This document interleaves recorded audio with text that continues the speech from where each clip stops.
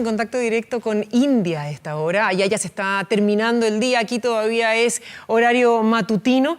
Y ya lo vemos en pantallas, es Ranjitsinh Disale. Ranjit, thank you so much for being with us today. I can't say this morning or this evening because of the time difference, but thank you so much for your time. I know it's the end of the day. Hope you're not too tired to have a conversation with us. Thank you so much, Carolina, for inviting me, and I'm so glad to meet the entire teaching community in Chile, and I'm so happy to be here today.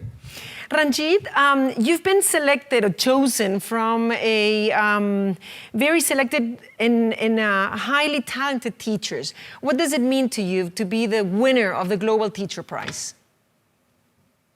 Oh, it means a lot, not only just for me and myself, but entire teaching community here in India. This prize has really changed the pace of teaching community of India. Now the community started looking at teaching community or the government school completely different perspectives. The way the Global Teacher Prize has shined the lights on teaching profession and the way they have celebrated their success, I think this is going to be the milestone in each and every teacher's life to become a global teacher or the winner of the Global Teacher Prize. So personally, I'm really proud of becoming the first Indian teacher who won this award, and we are very happy that finally Indians got this award. Rajit, you know what? I just want to set the boundaries here so that everybody understands what you faced. So I understand in the beginning, actually, girls' education wasn't a priority, as you were telling us. According to hard data, assistance to the classroom, so assistance rate, you had an increase from a 2% to 100%. And then arranged marriages of underage girl fell drastically. But you were just saying building trust. So what cultural barriers did you have to face and how did you overcome them? Especially challenges, just like the prioritizing the girls' education was not given priority. Second challenges was the language barrier. Because the students speaking completely different languages, my style or my speaking language and the curriculum speaks different languages. So they couldn't understand what I'm teaching to them and how I could convey the message. This was the second barrier. And third was the parents' indifference toward the education. They hardly believed in education. They felt that investing in education is just a waste of money. It hadn't changed their lives. Because those who were educated in the same village, but still working in the farm.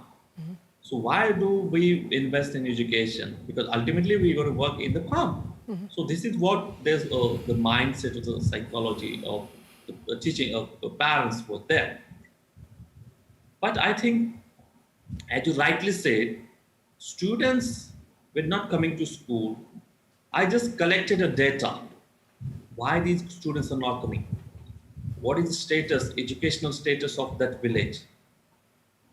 How many girls, how many boys have been educated or completed their education? What is the percentage of males and females in terms of their education? Based on the data, I realized some facts that if I want to change this, I have to take a help of parents, because the parents, students, and teachers, they are the basic pillars of education. Education, the entire education system stands on these three pillars. So if these three pillars join their hands and work together collectively, the teachers could be the better. And so that, keeping it in my mind, started few initiatives. And firstly, I made a plan of action where I looked this village after 5 years. And I set up 3 targets before me to achieve those targets. I had a plan of action for 5 years. The targets were ensuring 100% attendance of girls in my school. Second was to change the mindset of parents towards education.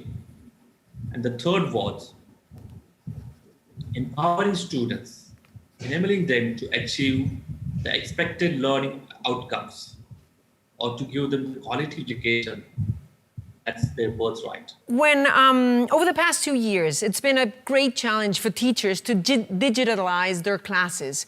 So what inspired you to do something similar, to put textbooks into QR codes, but a decade ago?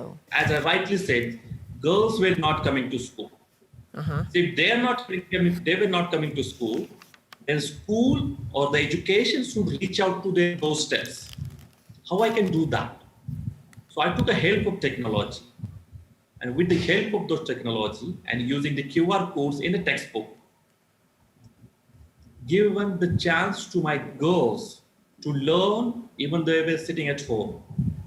Very basic and very simple idea. They just need to scan that QR code and start learning. I think the problem of lower attendance of girls push me to use technology in such a way so that every girl can learn irrespective where she is, irrespective if she may be at home, she may be working at farm, wherever she is. So this is how I ensure everyone is learning. And in that sense, what would you say to those that still believe or think that teachers are frustrated professionals from other careers that end up in education? So would you say that teaching skills, you're born with them, or it's something that you pick up along the way? I think you can pick up that. You don't need to be a teacher who was made for that profession. You need to be very sensitive. You need to be very caretaking, and you need to love the kids. When you start loving those kids, whatever you talk about the frustrations and everything, you will just forget. When you just enter in a classroom and see those smiley faces of little kids, and they just wanted to share their happiness, I think none of a job is very much pleasant, and happiness give you the happiness the way I'm happy. Whenever you feel you're frustrated, just have a chat with your kids. Just have a chat with little kids, and that innocent faces will keep you motivated. This is the secret of my passion, inspiration. My kids always inspire me. Their happiness makes me more and more energetic. Well, and we can say that's the nice part of it. But then on the other hand, you have to work with a variety of students that come from different living conditions and environments. So that gives you a big diversity. So how do you manage to tailor your classes to suit each of your students? Yeah, actually, every classroom is, in that sense, it's a diverse classroom. Because everyone comes from different background, their economic status, social status is completely different. But after having this experience of 12 years, you will find out some patterns behind the learning style of students. And as a teacher, when you just identify that pattern of learning of a specific student, you come to know what sort of tailor-made or the customized learning experiences should be given to that students. The QR coded textbook are based on promoting personalized learning, because everyone, every kid, every child is unique. His style of learning is different from others, and he should get adequate time and adequate experience to learn the way he wants to learn. The way he wanted to learn at his own pace. So I think personalized learning, it's all about teacher skill. That's a great way to put it, you're editors, and to have personalized education as a big aim. you were talking about education during 2020, and I understand COVID sadly has devastated your region, being Bombay the capital, and actually that has led to 6 months of lockdown, for example, or trying to imagine that your region has Bombay as the capital, one of the 6 biggest populated cities in the world. How do you manage with that? And how do you see the near future? Are you optimistic about the education of your kids or not? Yeah, the education system or the entire schooling structure during the pandemic is completely devastated, and it's completely, you can say that, collapsed. We don't have any plan of action for that. I think the way we have responded, the situation has taught us a lesson how we should not tackle this situation. Earlier, we were more focusing on traditional concept, traditional way of teaching. But every situation, every circumstances has some pros and cons as well. And looking at the COVID, it has given us an opportunity to use the technology in a meaningful way so that it could lead to the authentic learning. And why I'm optimistic? Because I have experienced the power of technology, what magic that technology can bring in the classroom. The only thing is that we need great teachers, those who know how to use technology, those who are comfortable using the technology. Once we have those teachers, I think education system or the sector don't have to worry about it. The only thing is that we need teachers of 21st century, those who are well proficient and expert using technology. You don't need to be expert of technology. You have to be expert of using that technology for the educational purpose only. Yeah, you're so right. The knowledge about technology is just so important, and not being afraid of it.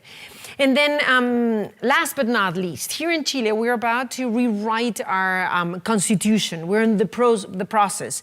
So you were talking about the pillars before of education in your area. What would you consider that to be essential pillars that should be included in a constitution? The core pillar, the core part of your constitution in terms of education sector, it should be the student-centric. It should give ample opportunities for teachers as well to develop their skills, they develop their teaching methodologies and strategies. The policy should be student-centric, and it should be implemented in such a way so that it will bridge the gap between students in rural part and students in the urban areas. So everyone should get equal and quality education. That should be the the line of thinking while you're thinking of redesigning your constitution or rewriting your constitutions. Students and teachers should be the integral part of your policy. Well, same opportunities for everybody, right? In order for them to keep on growing after that. Ranjit, thank you so very much for your time, for your knowledge, and for the great experience of talking to you. Appreciate it. All the best. Yeah, thank you so much, Carolina. Thank you. Bye-bye.